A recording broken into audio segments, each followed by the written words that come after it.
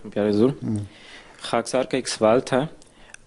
آپ کو بہت سے لوگ بے شمار دعا کے لیے ہاتھ لکھتے ہیں، تو جیسا کہ آپ نے کل کے خطبے میں بھی فرمایا تھا کہ جون سی ٹیم ہے داغ کی وہ بھی کافی پریشان ہے، تو اسی سلسلے میں جی اچھا ٹھیک ہے بتا دو. اسی سلسلے میں سوال یہ تھا کہ آپ کو آپ کی خدمت میں کتنے عرصے بعد خط لکھنے چاہیے دعا کے لیے؟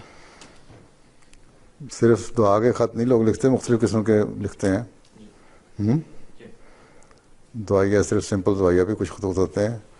جہاں تک ڈاک کی ٹیم کے پریشانی کا سوال ہے، خطبے کے بعد جب میں دفتر میں آیا ہوں تو ڈاک کی ٹیم کا خط پڑا ہوا تھا کہ ہم نہیں پریشان، ہم تیار ہیں جتنے بھی خط آ جائیں.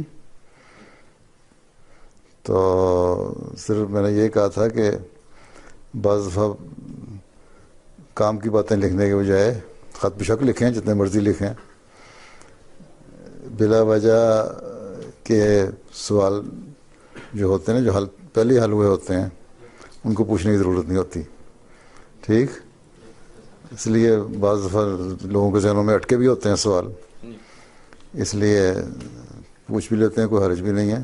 باقی تمہاری مرضی، جتنے مرضی خط لکھو، کسی نے روکا نہیں.